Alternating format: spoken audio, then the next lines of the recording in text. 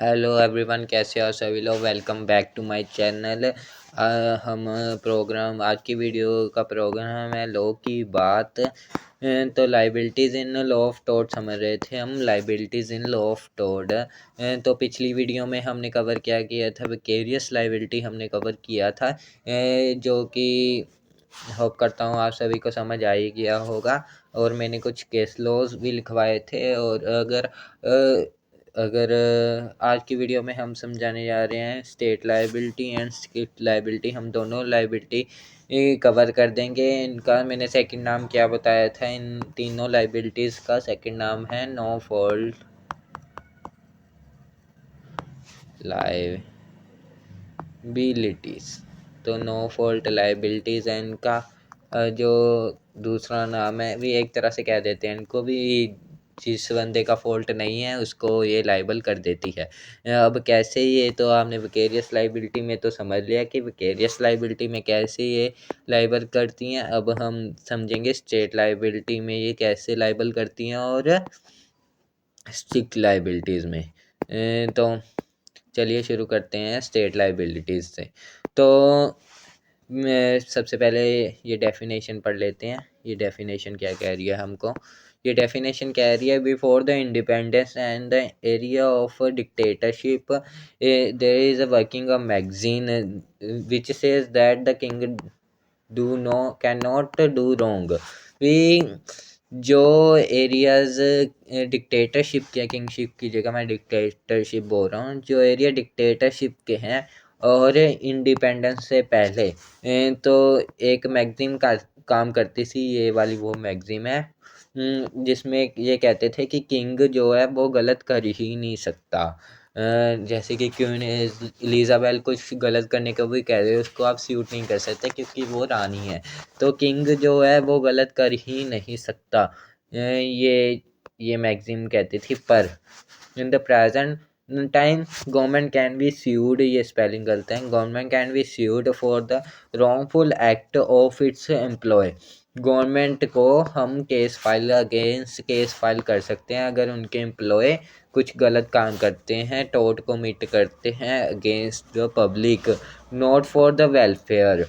Like police आपको बिना मतलब के थप्पड़ मार देती है, आपको रोक रही है चलान के लिए और पहले ही थप्पड़ मार देती है, तो आप उसको उसके गलत के लिए आप भाग नहीं रहे थे, आप कुछ कर नहीं रहे थे और आपने किसी के कुछ अटैक नहीं कर रहे थे, उसने आपकी थप्पड़ जड़ दिए रोकते सारी, तो आप उसको स्टेट लाइबिलिटी के अंदर गवर्नमेंट को लाइबल कर सकते हो। क्योंकि वो पुलिस मैन नहीं आपको कंपनसेट करेगा, वो ऑन ड्यूटी काम कर रहा था ना, तो उसके लिए कंपनसेट आप को स्टेट करेगा। और जो आप केस भी है, जिस भी एरिया की, लाइक पंजाब पुलिस है तो आपका केस ऐसे दर्ज होगा union state of Punjab and versus जो भी आपका नाम है, ठीक है। तो ऐसे केस फाइल होगा, केस का नाम ऐसे फाइल होगा। तो आगे चलते हैं। इसके कुछ एक्सेप्शन है कि आप पुलिस कुछ एक्सेप्शन से आपके थप्पड़ लगा भी सकती है और कुछ टाइम में आपके थप्पड़ नहीं भी लगा सकती। वो क्या, कौन से एक्सेप्शन है भी, जिसमें जिस सिचुएशन में वो आपके थप्पड़ लगा सकता है और जिस सिचुएशन में वो थप्पड़ लगाना गलत हो जाएगा। तो ये दो चीज़ों में बटा हुआ है। पहली सिचुएशन जिसमें वो थप्पड़ लगा सकता है, सो सोवरिजन एंड नॉन सोवरिजन, ये दो एक्सेप्शंस है। इसमें थप्पड़ लगा जा सकता है, इसमें नहीं। इसमें थप्पड़ लगा सकता है और इसमें नहीं लगा सकता। कैसे? These are the function of the state for which the state is no liable under any provision for the wrongful act of its employee। ये कैसे है? लाइक वॉर की सिचुएशन है। वॉर की सिचुएशन ने आर्मी ने आके आपकी घर की जगह कब्जा ली और वहाँ आपने वेपन वूपन रख दिए और आपको वहाँ से निकाल दिया। तो आप ये नहीं कह सकते ये मेरे लैंड में ट्रेस पास कर गया, ये मेरे लैंड में मेरी परमिशन के बिना आ गए, तो आप उसके लिए स्टेट को लाइबल नहीं कर सकते। Function like for defence act for the making the peace in a war. जैसे कि मैंने बता ही दिया है। और प्रोटेस्ट में भी पुलिस कई बार लाठीचार्ज कर सकती है, तो वहाँ वो भी सोवेरियन एरिया आगे कई बार वहाँ भी आप केस फाइल कर सकते हो, वो सिचुएशन पे डिपेंड करता है। अब जो काम सोवेरियन नहीं है, वो सारे उनको छोड़ जो सोवेरियन कामों को छोड़ के बाकी सारे काम नॉन सोवेरियन है। जैसे अब कोई वो लाइक सिचुएशन नहीं है, कुछ भी ऐसी कोई सिचुएशन नहीं है या रोड वूड नहीं बनानी गवर्नमेंट ने, तो उस सिचुएशंस में उन्होंने आके आपके जो है लैंड कब्जा ली। जैसे ऐसी पुलिस वालों ने आके किसी की हेल्प कर दी और आपकी जगह वो कब्जा ली, ठीक है। किसी की भी हेल्प करते हैं, सड़क के मामले में नहीं, सड़क के मामले में वो कब जा सकते हैं क्योंकि अब वो अमेंडमेंट हो गया, अब वो आपका फंडामेंटल राइट नहीं है। पर जैसे किसी बंदे से पैसे खा के यार पुलिस ने कब्जा लिया आपकी लैंड, तो उसके लिए आप उनको केस फाइल कर सकते हो। वो लाइक सिचुएशन नहीं थी, है ना। अगर वो लाइक सिचुएशन कोई वेरी वेलफेयर ऑफ पब्लिक के लिए कब जाते हैं वो अलग बात है। अगर वेलफेयर ऑफ पब्लिक के लिए नहीं कब जाते तो वो लाइबल हो सकते हैं, ठीक है। होप करता हूँ ये समझ आ गया होगा। अब हम स्ट्रिक्ट लाइबिलिटी को समझते हैं। पहली बात तो जो स्ट्रिक्ट लाइबिलिटी कंसेप्ट है, ये हमारा नहीं है, ये इंग्लैंड से आया है और ये यहाँ अभी चलता भी नहीं है, इसको हमने अलग कर दिया था। जो जो टोट है ना, ये हम जो हमारे कोर्ट हैं, ये इंग्लिश कोर्टों को एज अ हम वो लैंप हमारे कोर्ट्स के लिए काम काम करते हैं। This concept it introduce in English law in the case of Rylands versus fetch.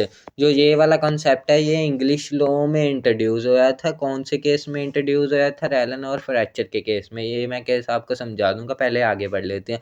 But as we know the English law judgment work as a lamp for Indian court. एक तरह से डायरेक्शन के लिए काम करते हैं। जो इंग्लिश के कॉन्सेप्ट है ना हमारे कोर्ट्स के लिए, जो हमारे हम सोचा नहीं हुआ कि था भी, ये भी हो सकता है, इसमें कैसे जजमेंट देंगे।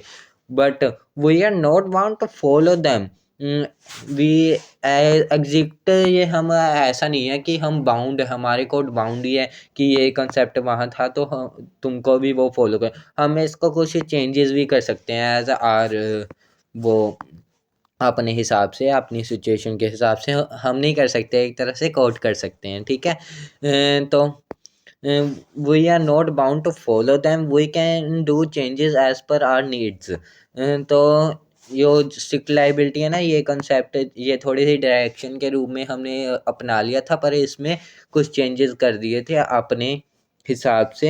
एमसी इन केस लो, ये वाले केस में हमने चेंजेस कर दिए थे। MC versus state of India, वो इंट्रोड्यूस, हमने इसकी जगह एब्सोल्यूट लाइबिलिटी लाया था।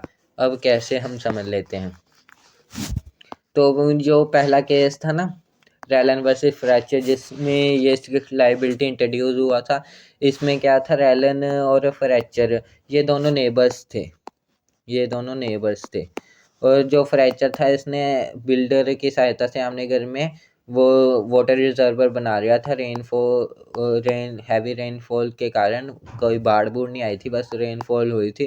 और जो रेलन था, उसके घर में वो वाटर स्किप कर गया था और उसके कुछ गुड्स थे वो ख़राब कर दिए थे, जिसके कारण रेलन ने बस उसके ऊपर केस फाइल कर दिया। तो उस कोर्ट ने लाइबिलिटी रूल अपनाया, और जिसके इसमें कुछ एक्सेप्शन थी, लाइक एक्ट ऑफ गॉड, जैसे रेन के कारण हुआ था, पर उसमें मैन की इन्वॉल्वमेंट थी, तो इसलिए रैलन तो वो हो गया था, लाइबल हो गया था। पर अगर सीधा अकेला रेन के कारण पानी उसके स्किप करता तो वो लाइबल नहीं होता। तो इसमें कुछ एक्सेप्शन थी, लाइक एक्ट ऑफ गॉड, ऐसे दो तीन एक्सेप्शंस थी। तो हमारे कोर्ट ने क्या क्या था, जो इस केस में जो एक्सेप्शन ही काटी थी, बाकी सारा सेम रखा था। एक्सेप्शन लाइक इसमें क्या हुआ था, एमसी वर्सेस मैथा वर्सेस स्टेट ऑफ यूनियन। इसमें दिल्ली में ना एक क्राउडेड एरिया में फैक्ट्री थी, और वो फैक्ट्री जो थी,